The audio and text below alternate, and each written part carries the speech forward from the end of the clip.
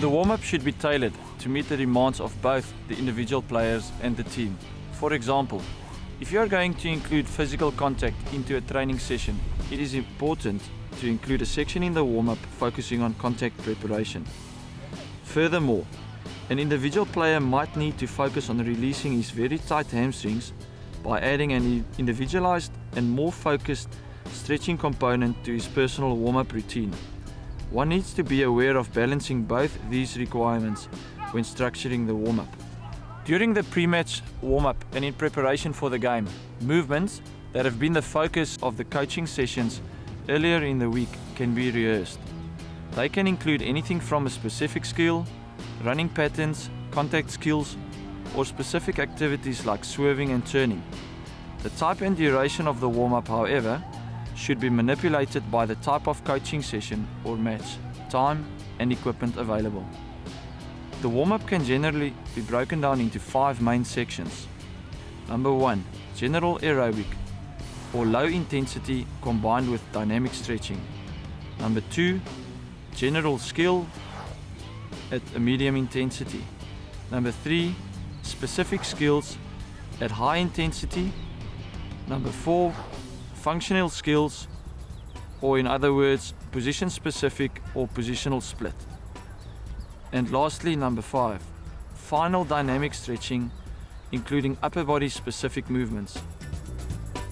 The general aerobic phase aims to increase body temperature and activate the heart, lungs, and nervous systems using low intensity aerobic exercise. Adding a ball, where applicable to this part of the warm-up, is also advantageous as it becomes more functional. During this phase, players can complete low intensity jogging, lateral movement and rotary movement drills such as jogging and passing across the width of the field, side-to-side shuttles and karaoke drills, interspersed with total body and functional dynamic stretches. Dynamic stretches involve actively moving the limb or body part throughout its natural range of motion, using a more specific and functional movement pattern, as opposed to just holding a stretch. This warms the body up and prepares the muscles better for the session or match to follow. Walking lunges, walking knee to chest, push up and open, and supine knee holds with rocking are examples of dynamic stretches that could be used in this phase of the warm-up. In the general skill phase, the mental preparation for the game begins. Any medium intensity skill grid involving visual awareness, focused concentration and communication can be included in this part of the warm-up. An example of this would be the pop and cross grid. The specific skills phase involves high intensity, position specific exercises aimed at stimulating muscle contraction, speed and response time. Exercises in this phase should be progressively built up towards match pace intensity. Examples of drills that can be included in this phase are acceleration, deceleration, sprinting and change of direction drills, game pressure simulation drills,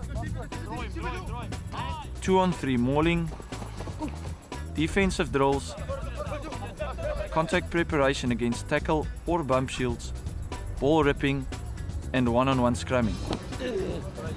The functional skill phase is one of the most important parts of the warm-up. This is where the forwards and backs split and perform specific set moves, running patterns, line-out calls, ruck and mauls simulation.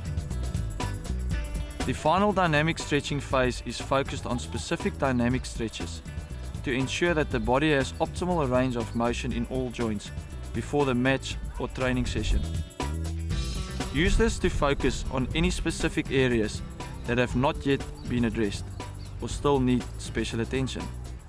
The pre-match warm-up should last about 30 to 35 minutes, and one should be very careful not to make this too long.